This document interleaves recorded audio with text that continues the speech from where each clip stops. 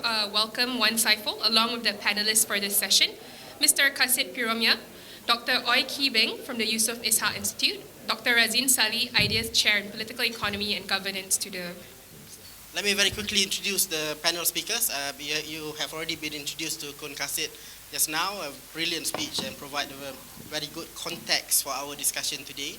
The second speaker will be Dr. Razeen Sali. He is our chair in political economy and governance at IDEAS. He is also a world-class expert on international trade policy. He is now based at the NUS. Right? Yes, you are still based at NUS. Yes. Okay. Razeen, within the liberal circle, is very well known for his expertise on in the trade policies, international relations, and all that. And he will provide a background. He will provide more information to us about what are challenges facing liberals and liberalism in Southeast Asia. And we also have with us Dr. Oi Ki Beng, who is from the ISEAS Yusuf Ishaq Institute. Change your name, but Malaysia would love you for that. You're becoming more Malay nowadays. So, Dr. Oi Ki Beng received his PhD in sinology. I have no idea what that is, but I'm sure he will provide. And from Stockholm University, and has been working on nation building in Asia and Malaysian politics over the last 2 decades. You are originally Malaysian, right? Very much so. Still, okay. From Penang, yes, okay. I remember Dr. Oi Ki Beng telling me that once he retires, he hopes to move back to Penang. We'll see whether that becomes true or not. I see. See, now you're dwindling a little bit. But anyway, okay. So the topic for us this morning is about what are the challenges facing liberals and liberalism in Southeast Asia. Again, it's a broad spectrum topic, and it will provide the context for our more localized discussion later on in the day. I'm sorry for people at the back. I was at the back just now, and I must admit that it's very difficult to see people who are talking from here. We really should have a raised platform, but I'm so sorry about that. We don't have that today. But let's hope the discussion will be good. The format is going to be very straightforward. What time do we have to finish, for example? Since an hour. Okay, we'll try to finish by 11:30. So we'll try to catch up with time. So let's try to have presentation or speeches from you for 7 to 10 minutes maximum, so that we can then go into discussion with the audience. Okay, let me invite Kun Kasit first. Thank you very much. I said a lot already, but just to touch a bit within the context of the Southeast Asia and ASEAN community, that at the moment we have Brunei as absolute monarchy, with more and more of the religious overtone to the introduction of the Sharia law, in spite of the fact that Brunei is a member of the ASEAN community and a signature to the ASEAN Charter. And I think inside all the provisions of the ASEAN Charter, there's so many words about people participation, individualism, human rights, or even the word of democracy. And at the same time, ASEAN community, as of the year 2009, had already set up the ASEAN Human Rights Commission. Then we have the Philippines and Indonesia, blossoming democracy. Singapore has very strong internal security law, so does Malaysia. Thailand at the moment, military government. And I think in Cambodia, more or less elected one-man rule. Vietnam and Laos still very much of a communist-led political system. I think Myanmar looks good, but moving back again, not only the continued presence of the military establishment, but more religious and ethnic conservatism, reactionary So the challenges for the whole of Southeast Asia is how to move liberal thinking forward. And I think it depends on the wish, the aspiration of the respective peoples in Southeast Asia, that the people must fight for their own freedom, for their own ownership of the country. And I think we have seen good example in Cambodia through the endless activities and fight of Som Rangsi, 9 years in exile, coming back, and at the last elections, if he was not cheated, I think his party more or less won. And he keeps on fighting. And he was being, I think, assisted by the youth through the mobile phone, social network, and so on. So in that sense, then we have to ask, then what happened to the youths in Singapore, Malaysia, Thailand, Myanmar, Vietnam, Laos, Philippines, Indonesia, and so on? I think the Cambodian youths have shown the example of wanting to have a better life in a more of the open environment. And the people in general would have to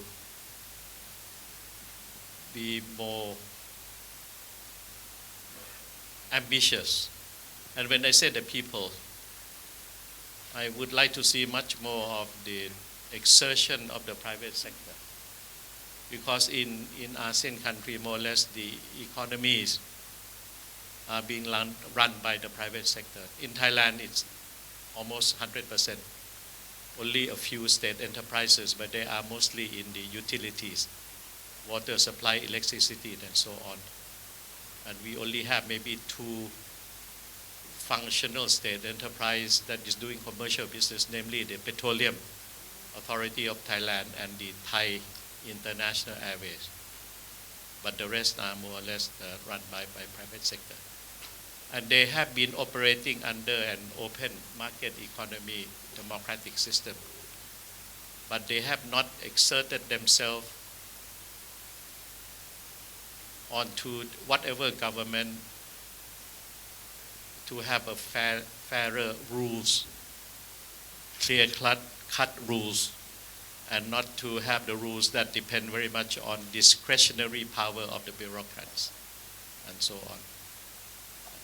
So I think in short,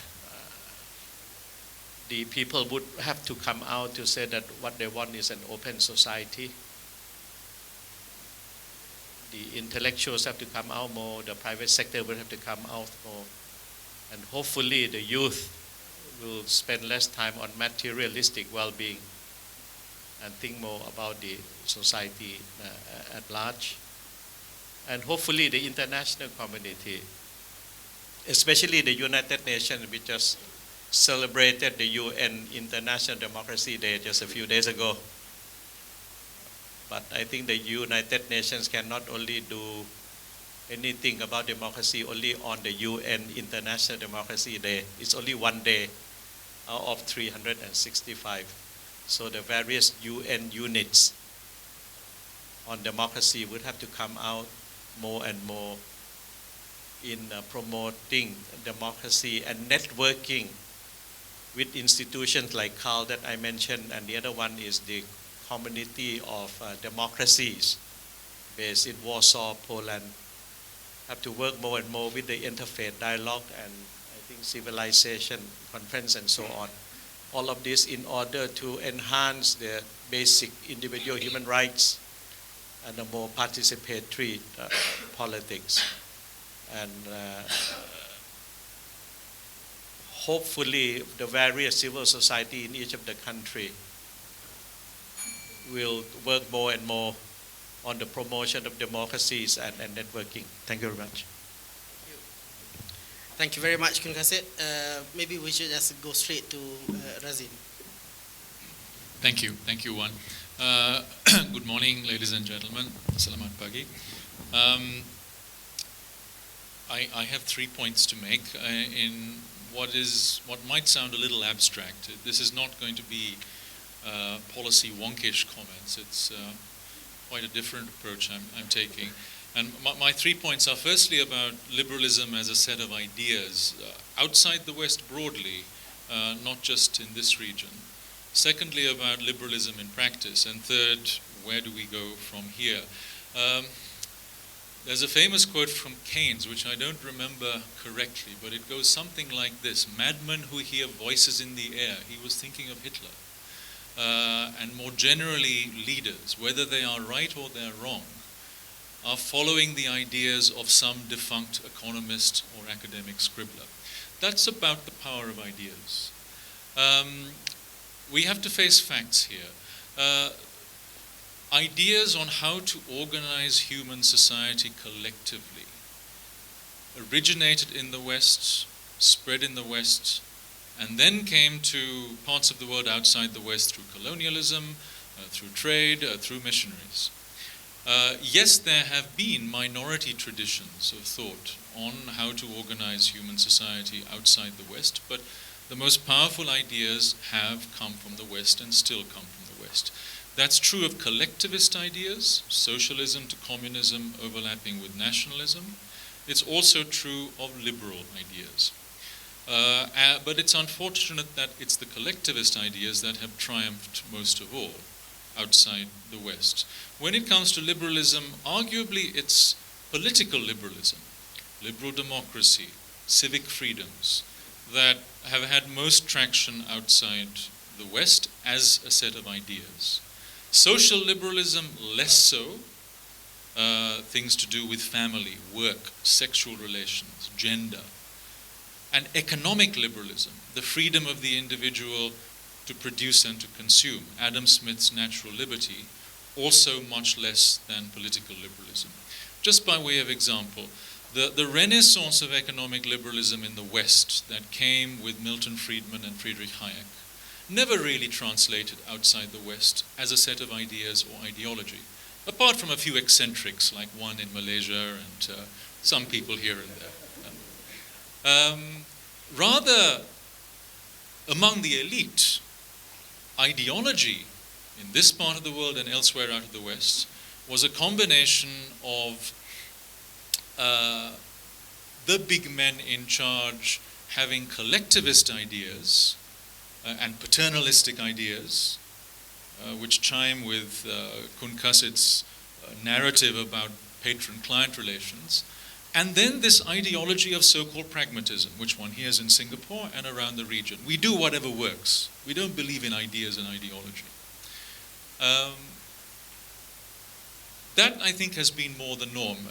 Singapore, you have the establishment which defends the status quo in power, but what about the opposition? The opposition does talk about political liberalism, it talks about social liberalism, but on the economy, the opposition is more interventionist than the government. They're a mild form of European social democracy. In other words, economic liberalism doesn't really get a shout in Singapore, much less so here in Malaysia. When on my last visit, I debated Charles Santiago of the DAP on the TPP, the Trans-Pacific Partnership. Now, I guess that Charles Santiago and I would have a lot in common when it comes to political and social liberalism, but on economic issues, we're at opposite ends of the spectrum. That's just by way of example. So to sum up this story, liberals, of course, are here to defend liberalism in the round, a connection of political, social, and economic liberalism, which can be combined in Sir Karl Popper's term, the open society. And this connection is perhaps best expressed in the mid-19th century by John Stuart Mill. That outside the West still does not translate. You might find it among the yearnings of ordinary people in some kind of inchoate, inarticulate way, but not among the elites. What about liberalism in practice? This is where I'm somewhat more optimistic because there is a paradox here. Liberalism in practice has actually spread much more outside the West than liberalism in theory. And let me explain it this way. Yes, it's true.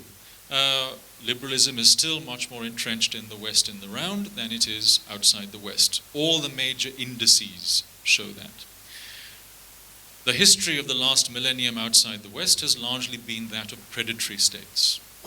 Predatory states were limited and then reversed in the late Middle Ages and the beginnings of modernity in the West, which is why the West had a commercial revolution, then an agricultural revolution, then an industrial revolution, then a post-industrial revolution. All of that happened much later and in much attenuated form outside the West. But we can still point to pockets of liberal expansion, especially economic liberalism, outside the West. There was a golden age of Indian Ocean commerce, and also in Southeast Asia, before Portuguese colonization in this part of the world, which I like to wax lyrical on, but I don't have time here. It was all about city-states, including Malacca, the precursor to modern Singapore. The East Asian miracle after 1945 was very much about the expansion of economic freedom, despite intervention here and there. Globalization post-1980, with the opening up of China, Russia, Brazil, India, and also the spurt of liberalization in Southeast Asia, was also very much about the expansion of economic freedom. And as a result of that, as a result of taking government interventions away, you have the animal spirits of entrepreneurs and ordinary people unleashed across the region and beyond. And that shows particularly with the hard-working, aspiring younger generation. The reason for all that is, I think, less to do with the persuasion of ideas and more to do with a kind of pragmatic adaptation to seeing that previous policies have failed and we have to try and do something different, so we copy, which is a good thing. My third and last point is, where do we go from here? Now, you might get the impression from what I've been saying so far that we can be sanguine, that we don't need to engage in the persuasion of ideas because Asians are pragmatic, they will become more liberal in practice, beginning with the economy. That, I think, is far too complacent a view, and I fully agree with Kun Kasit's call to activism in terms of persuading through ideas. Why? Because political liberalism can easily be reversed in practice, as we've seen in Thailand.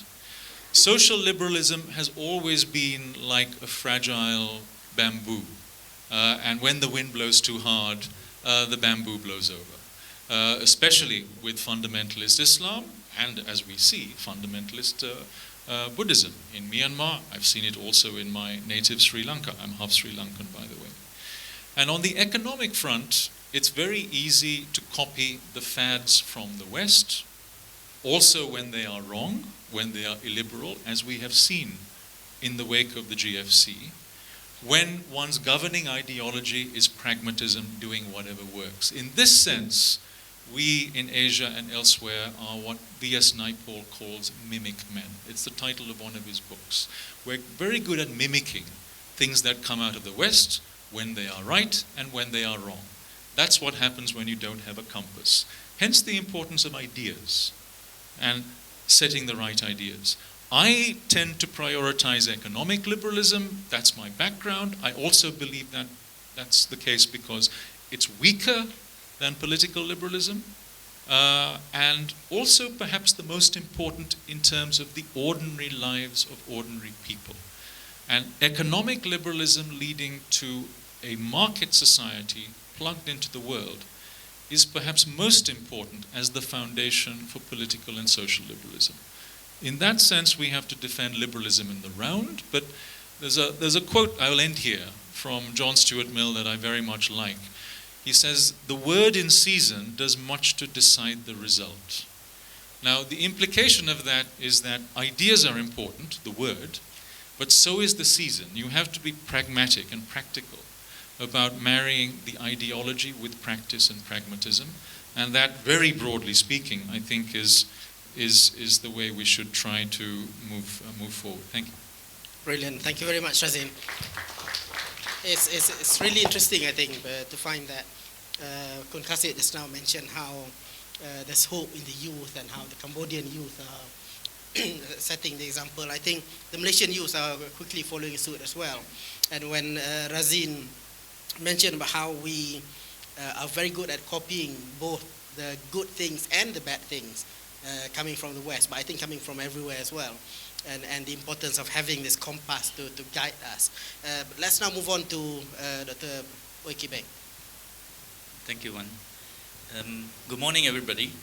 First, let me thank the organizers for giving me this opportunity, or to be frank, for forcing me into a situation where I've had, over the last couple of months, had to revisit whatever I remember about liberalism and political ideology. A sinologist is a historian, by the way, so that's more or less where I'm coming from. Well, okay, let me approach this in my own special way. I'll frame my reasoning about liberalism and in fact about politics in general in Malaysia by bringing in a few dichotomies. Many of them already mentioned. First, of course, is the individual versus the state or society, the private sector versus the public sector, nation building versus state building. I think it's an important dichotomy. And then, since we live in the age of globalization and regionalization, the national versus the international. I think all this play in because of historical trends. And in studying only the ideas, I don't think we can look away from historical trends. Having mentioned all these dichotomies, there is, after listing them, an underlying dichotomy here of what's inside and what's outside. It's defining what one is in order to relate it to what the other one is. So I think if we're talking about the individual and then about the nation, I suppose we're talking about the integrity of the individual and also the sovereignty of the nation, and how these actors try to protect that. Now, at the individual level, being liberal is a way of relating to others. It's a social context. It is to allow others their freedom. That's being liberal. So it means to allow, to tolerate, and more sharply, to accept that something is none of my business as well. Now here, perhaps I should ad-lib a bit in response to what Professor Corners was saying this morning about the Malay language not having a word like liberalism. And of course, if it's an ism we're looking for, then no. But I tend to think in Nusantara, in Southeast Asia, that people here, perhaps like Bamboos, are rather liberal people. So if I may venture, I'm not Malay, but I may venture, a word to signify what the Malay attitude is where liberalism is concerned is ta'apaism. It's an allow. We like to use it as a way of criticizing the Malays for not taking a stand. But I think it's really important. It defines a lot of Nusantara culture, I think. I think the Malay community at the moment is getting a raw deal because something else is trying to define them. A tak bolehism, if you like. There's a punitive culture coming in trying to redefine the Malay, and I think traditionally and historically that is not Malay culture. So there is a given liberal attitude baked into it, not an ism as such, but still. So much at the individual level, but historically I would also say that what we're discussing here is against a backdrop of Asian societies trying to reorganize themselves following the Cold War, following colonialism. So that is a very slow process. That is a very painful process, and I think that process, if we look at it, would explain many of the disappointments that have been mentioned today of things looking as if they're going forward and then suddenly they don't. They suddenly move backwards overnight, as if nothing really sits very deeply. But yet we know that his societies don't work like that. Societies have very deep roots. So perhaps we're looking in the wrong place. And as a historian, I would then look at my third dichotomy, which is nation building versus state building. And I think that's what Asian societies are caught up in. And we haven't done that very long. 50 years for most countries, for China maybe 150 years. They're caught up in that. Now when we say nation building or state building, the word building is so positive, right? We're building something, but of course we're destroying something. And it's that destroying and building that's going on. And sometimes we destroy the wrong thing, and then we can't get it back and whatnot. So it's a difficult time for Asian societies, I think, because we are talking about huge global and historical processes that for several centuries, I would think, since the global age has been trying to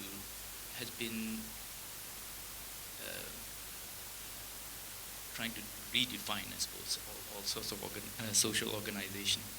So modernization, globalization, nation building, state building, all this are about defining what's inside, what's outside.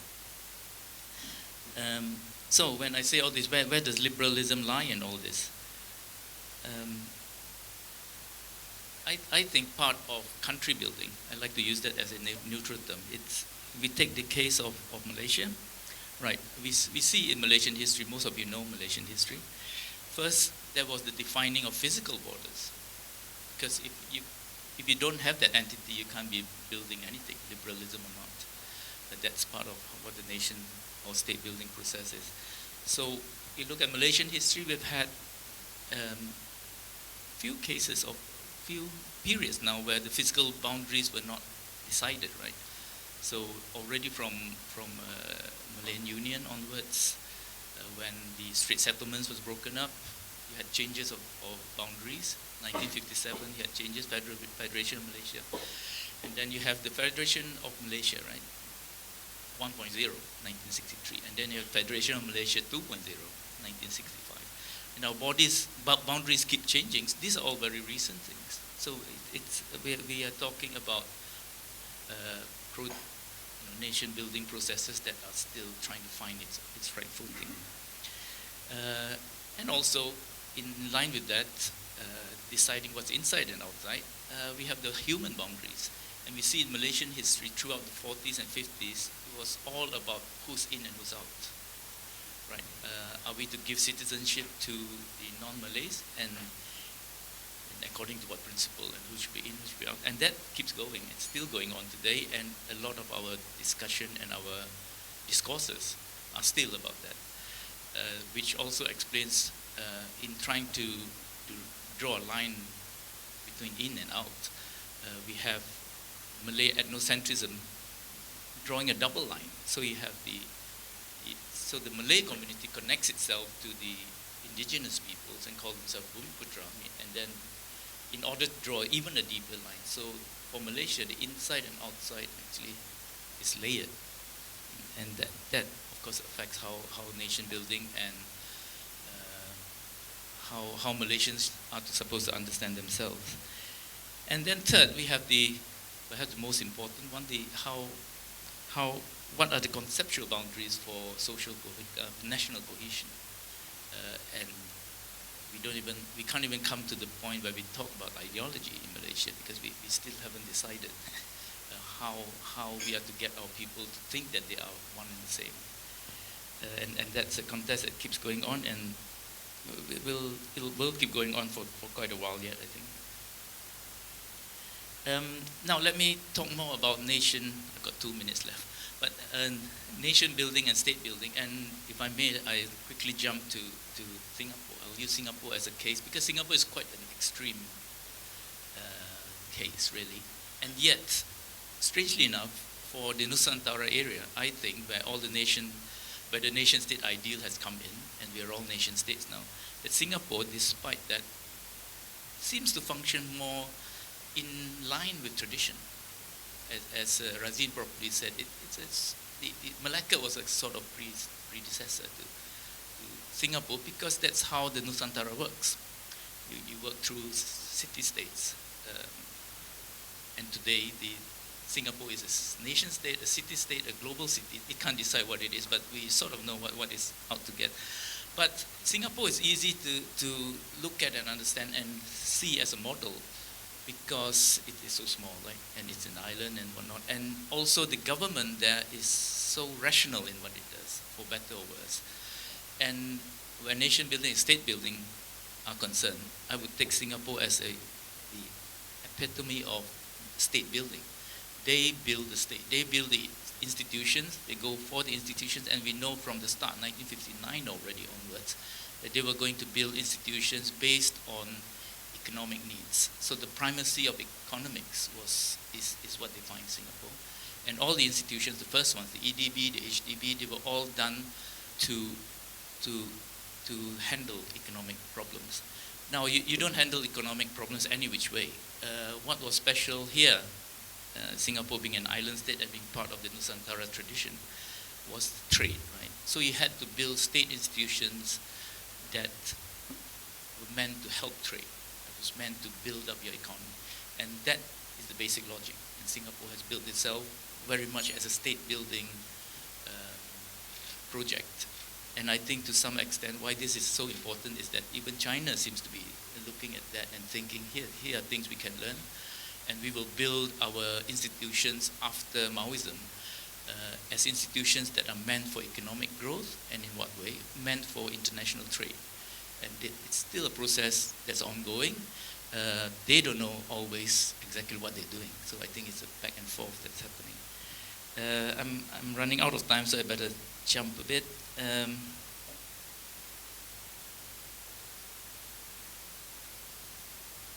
When it comes to Malaysia, then I think, just in contrast, I think it's the primacy of nationhood that has taken over, and I think I've talked about that, so I don't need to elaborate.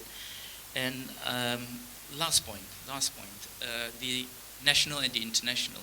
I think whether we're liberals or not, going forward, we have to consider regionalism. It is a force that is part of the nationalism of the region. There's no great difference. So I think liberalism, or the freedom of the individual and how states are supposed to act, will be very much defined going forward by regional processes. Where economic liberalism is concerned, we do see that Singapore and Malaysia build their economy on GLCs to a very large extent. And one reason for this would, of course, be that being small and new countries, you have to, accumulate your resources to compete with MNCs and whatnot. And so if we see all this happening on the global stage, it becomes unclear what is public and what is private, which is quite a challenge to traditional conceptions of liberalism, economic liberalism. Is a state acting as a GLC on the global market, a public institution or private one? Are MNCs necessarily private? Things like that. I think I'll have to stop there and allow for the discussion. Thank you. Good. Thank you very much. But thank you, Dr. Ekibeng. The point that you raised, I think, is a very good point to end the presentations with, because you more or less mentioned that there is this thing called economic liberalism, and Razeen hinted at that as well. And there is also the other side, which is the more socially liberal ideas. So let me kick off the discussion by asking maybe one or two questions, and then we open up to the floor. Is there a difference between social liberalism and economic liberalism, or is this the same thing? How will you address this? Can you be a liberal by only being a social liberal and not an economic liberal?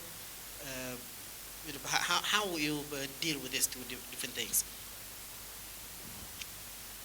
Anyone, please.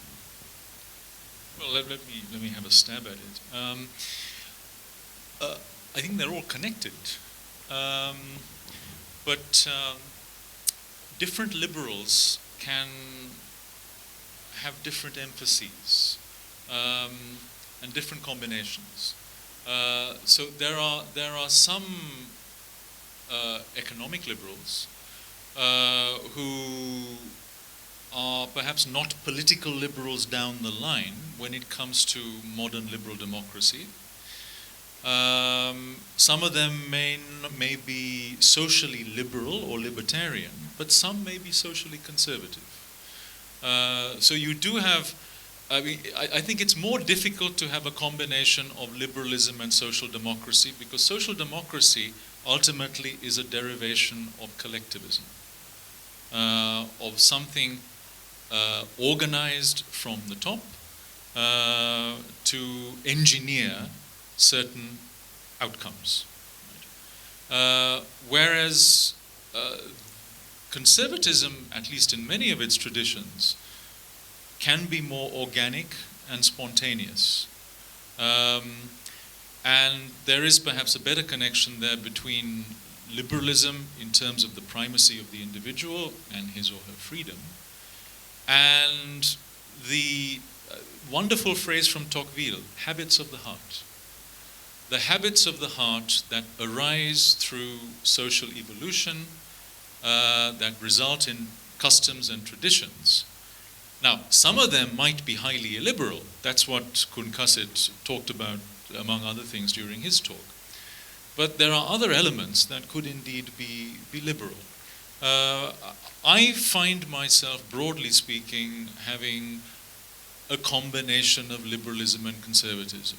I have friends who are more conservative than liberal. I would think of myself as more liberal than conservative. But I would, in terms of my own beliefs, almost utter the two in the same breath, in that I believe in individual freedom, but I don't believe in individual freedom as a kind of hyper-rationalist exercise that destroys everything that's gone before it in this or that society, because I think that's usually a recipe for a kind of totalitarian slippery slope. You try and create heaven on earth, you end up creating hell. Rather, I think it's always helpful to find what is there in a pre-existing tradition, including religion, including all sorts of customs, that has liberal possibilities, and work with that grain to produce something that evolves, rather than think of a revolutionary moment, because revolutions almost always end up in destruction and despair. Is my roundabout answer to your question. May I? Let me answer it this way. I'm more a philosophical anarchist, so it's not liberal. So it's hard for me to think in those terms. But let me answer you by bringing in the individual versus power, right? So I look at it as a coercion going on. And if I continue from where I laid off, we live in a time of statism, that's nation building and whatnot. And so we have a problem of democracy being the other trend, as if we're pushing from below. So social liberalism I would use, instead of saying socialism, liberalism, I would say the democratic impulse, if you like, coming from below, and then the state having to configure all this in some ways. So social liberalism for me then, at the individual level, would be how do you negotiate the historically informed coercive system that's going on. So if I continue to answer that by going back to what I said about regionalism, what is new today seems to be the high rate of mobility of people, of everything, of capital, of what have you. And that, for those who are able to be mobile, allows for a certain freedom, a certain liberalism, if you like, at that level. And I think over time, states need this mobility. It has to take into account, it has to take advantage of this mobility, which is, well, enter Singapore, right? That's what Singapore is about. So I think that at that level, states do compete with each other. So if you're talking about liberalism, we talk about social liberalism, economic liberalism, there is liberalism at the state level. The states are fighting each other. They're trying to, Vietnam is doing very well at the moment, which means Malaysia is not. You're competing for the same, competing for talent, competing for companies and whatnot. And at the individual level, people can make use of that for their own freedom and their own well-being, for the welfare of their family.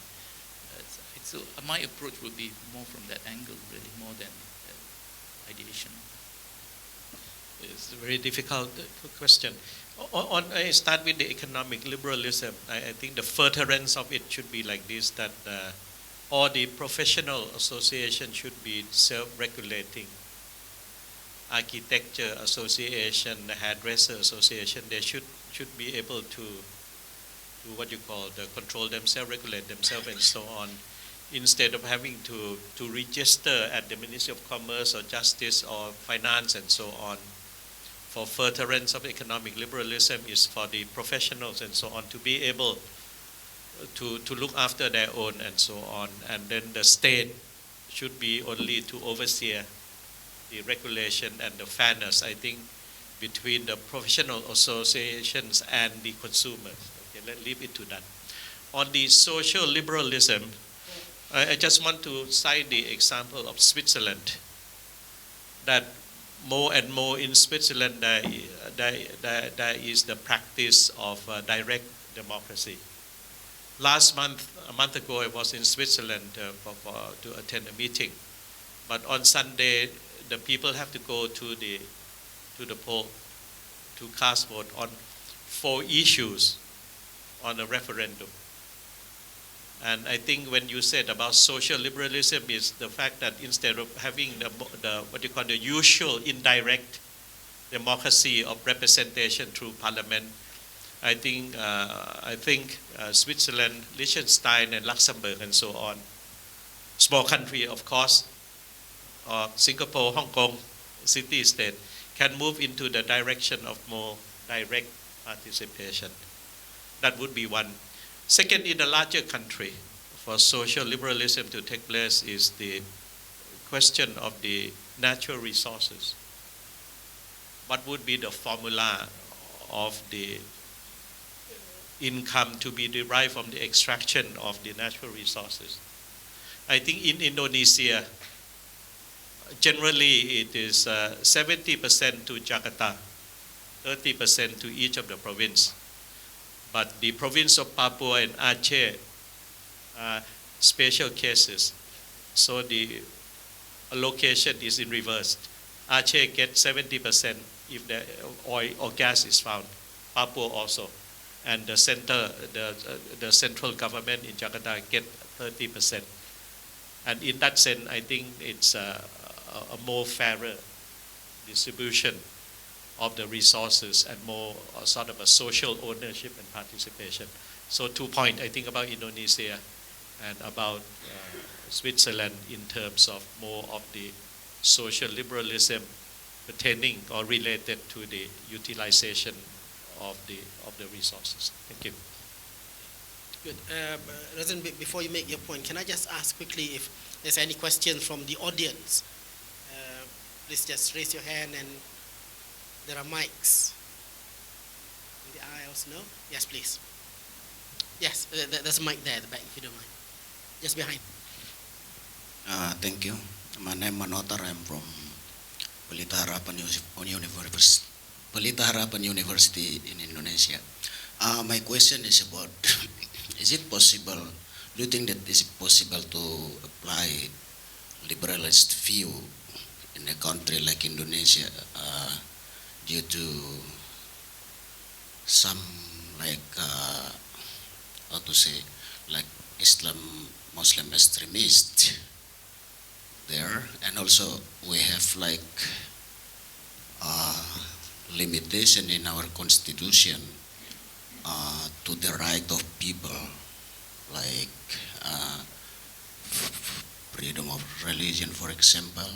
We have limitation in our constitution. The question is it possible to apply a liberalist view, especially in Indonesia? Thank you. Thank you. Is there another question? Maybe we can take another one before I open up. Yes, please, at the back. Hello, my name is Jamal Khan. I'd just like to clarify with the panel. There are 3 different distinct areas here of liberalism: political, economic, and social. I think more this is directed towards Dr. Razeen. Would you agree that political liberalism is basically saying that we have a multi-party democracy within the country? Economic liberalism is basically a free market, and social liberalism is basically being guided by something like the Universal Declaration of Human Rights. I mean, I ask this question because, to me, simply put, social liberalism is very easy to define. Do you support the Universal Declaration of Human Rights? You know, other UN declarations that your country is a party to. That's my definition of social liberalism. Economic liberalism is also easy to define, but it's optional. Every country can decide you want to be socialist, less free market, more free market. That's not such a proposition whereby you must have this or that. I mean, you could be Keynesian, you could be monetarist or whatever it is. So that's more determined by the government of the day. So that's not a prerequisite, I think, to a free economy, because that can be decided by the people when they elect the government. Of course, politics, the political liberalism is a prerequisite, multi-party representation within any country. So I would say political liberalism and social liberalism are very important for any country, whereas the economic liberalism depends on who's the government of the day. Would the panel tend to agree or disagree with that? Interesting question. I've not met you for quite a while, Jamal. So anyway, so is it okay to be 2/3 liberal and 1/3 no? So is that iman yang cukup kuat atau tidak lagi? So, okay, so how do we handle it? On the first question about Indonesia, I think the fact that you have the ideology or the principle of the Pancasila introduced by the former President Sukarno, I think that is very, very democratic, very liberal in the sense that it gives Indonesia an inclusive and a tolerant society, acceptance of the differences, but the differences must live in harmony and together. And from then on, I think liberalism or liberal practices could be implemented based on that Pancasila. So in that sense, it's also avoid or prevent any types of fundamentalism or extreme political Islam. That is the first point. Second one is that on this 2/3 thing, no, it has to be economic liberal, not any government coming in. And then I would like to cite the example of Thailand, that elected government, you know, from the political liberalism, social liberalism, and then they came in and then they started to have a populist policy measure, and then that destroyed the country. You have to have economic liberalism in the sense of I think, not the government controlled, not the government intervention, and not the state enterprises competing with the private sector and so on. The role of the state or the government is to ensure fair competition and to ensure the fairness between the producers and the consumers. State must function as a regulator and mediator and to ensure fair treatment of all the stakeholders, but they cannot become unto themselves a sort of an authoritarian or guided economic entity. Thank you.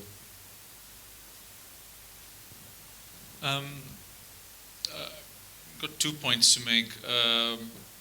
One in response to the question posed by the gentleman at the back, but the first really to follow on from Kun Kasit's previous comments about Switzerland.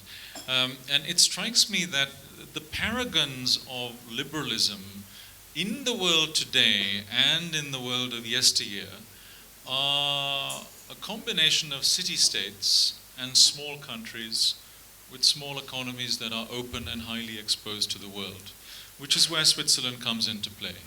I recently had to do an essay for a Swiss think tank entitled Why Switzerland? They asked a number of foreigners to answer this question. And I said, I'm fond of Switzerland from my interrailing days back in the 1980s, 30 years ago, because of its combination of liberalism and conservatism.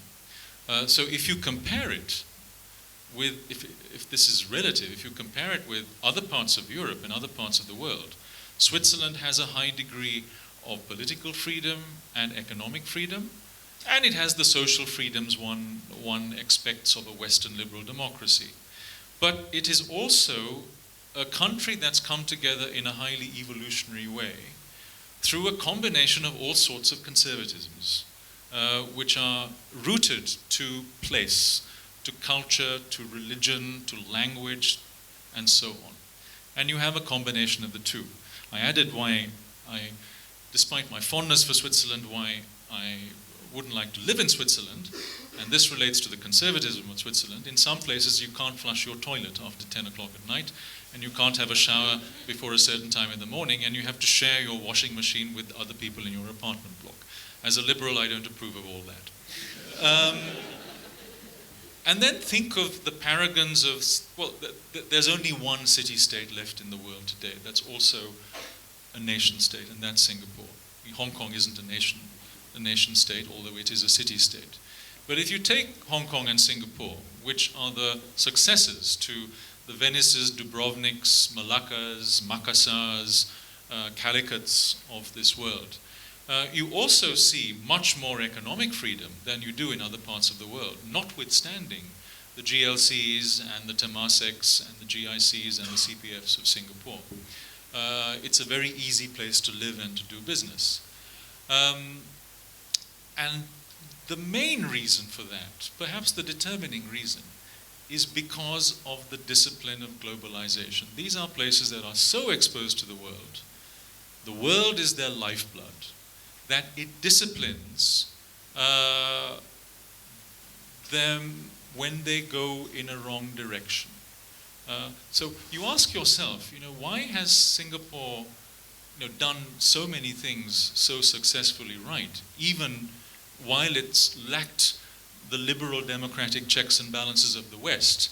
Yes, it's been very lucky in having an extraordinary first generation of leaders, and then the institutions put in place to outlast them. But none of that would have probably happened, and Singapore would probably have gone way off the rails much earlier, if not for being so plugged into the global economy, and much more so than Malaysia, even though Malaysia is so plugged in. And that's an element of historical continuity, because you can point to the liberalism in places like Malacca going back 5 centuries, including a fairly tolerant government, religious toleration, free trade pretty much, pretty secure foreign property rights, including for foreigners.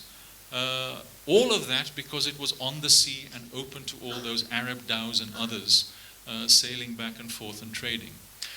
The second point, I think it's a very important question, because we have to clear our minds to answer the question, what does liberalism mean for us in its different aspects? Because as we see, it is multifaceted. So political liberalism, what does that mean to me? It doesn't mean multi-party democracy, period. That's, if you like, the older Greek version of liberalism, what Benjamin Constant called the liberty of the ancients. It's democracy. Democracy is not liberalism on its own. Liberalism in the modern sense, from John Locke onwards, and perhaps best embodied in the Federalist Papers of Hamilton and Madison, what infused the US Constitution, is democracy with checks and balances, but checks and balances above all, especially through delegation and representation, to protect the liberty of the individual. That to me is political liberalism. Economic liberalism is perhaps more straightforward. Yes, it's synonymous with the free market under the rule of law. That's the crucial caveat. It's not the law of the jungle. And social liberalism to me is certainly not the UN Declaration of Human Rights. I am instinctively suspicious of any declaration coming out of the United Nations. That includes the Declaration of Human Rights, because what you have is a long list of rights chatter that gets ever longer, much of it highly illiberal, and that takes one away from the essential freedom of the individual without adding, the right to employment, the right to education, and so on and so forth, all of which are good things to be wished for, but which invite highly illiberal interventions in order to engineer certain outcomes. In other words, what goes into a lot of these declarations is actually something that comes more from collectivist ideology than it does from liberalism. Okay, I'll try to answer both the questioners together. I think Razeen's answer was a very good one. I don't know how I can add to that other than to supplement it perhaps by saying that in the Asian context, to my mind, the liberal state is a paradox. It's a liberal state, that means it's a weak state, right? So in the Indonesian context, a liberal state comes after a very illiberal state. When that state breaks down, you have something else, and we recognize that as a rather liberal state. Is it merely a weak state? But if I connect the three then, social liberalism, economic liberalism, and political liberalism, I think Razeen's answer was a very good one. But I would like to add the point of the society as a zone of eternal conflict, if you like. So somehow we have to have peace, but within a conflict-ridden kind of context. So, unity in diversity, conflict in harmony, I think that's sort of what we try to balance ourselves at. I think of course, political liberalism as defined by Locke, I think that's a good one, where you actually come up with an ideology and this is how you should do it. But I think more in practical terms, it's more a pushing back of state power. State power seen, maybe I'm unfair, but seen as basically coercive. And so it has to be pushed back. So that's where democracy becomes important. I mean, real democracy in the sense that it's the people speaking out and pushing back and taking from the state's demand that everybody is loyal only to it, while society wants to be loyal to many things, to the family, to whatever, right? While the state wants to break that up and let all loyalty come up to it. So it's an eternal struggle, I think. So in that sense, I would think the liberal state, outside of the ideology, like from people like John Locke, is actually a weakened state, weakened by society, and it has to be liberal to the extent that because of economic and social forces, forcing it to be that. But surely, we really need to stop very soon. But surely there's a difference between the state and the government, where the state can include society and that they can be strong. Because within a liberal environment, the society should be strong, the individuals should be strong, rather, and at the same time, the government could be weaker in the sense that they cannot simply coerce the citizens to do other things. So I think we really need to stop. I think what we can conclude from this discussion is simply that the struggle to further define what liberalism is a continuous one, especially in this part of the world. I think, the concept itself, I don't think is alien to us. It's interesting that when Beng mentioned this ta'apa-ism here, which in a sense is quite a liberal attitude, right? Tak apalah, that one, we leave it to, you want to do it, I am not interfering with what you want to do. There's a Malay proverb on jangan jaga tepi kain orang, don't get too involved in other people's lives. So I think the concept is not an alien one, but when it comes to systematically defining what the concept actually means, then it's a challenge, because we are more or less discussing something that is perceived to be quite alien, even though in practice there was a mention just now about how there's liberalism in theory and liberalism in practice, whereas in practice we may be practicing it on daily life anyway. I really appreciate when Razeen mentioned about this. We're not necessarily saying social liberals or liberals generally would agree with the UN Declaration of Human Rights and any other declarations. I think that is quite an important thing to understand, because liberals generally, in fact, many people, many liberals, most of the liberals, if not all of the liberals I've met at the international circle, they would be very skeptical of declarations coming up from the UN, even the United Nations Declaration of Human Rights. If you go one by one, as Razeen was saying just now, some of them are not that liberal anyway. The thing that I quite like to discuss is on the education part, but I'm not going to go into details of that. I think that sets the scene for further discussion. We're going to have some very topical issues to discuss: liberalism and faith, liberalism and national identity, and economic liberalism at the end. Let's have a good conversation after this with all the backgrounds that have been provided over the last two sessions. And in the meantime, let us give a round of applause to all the speakers.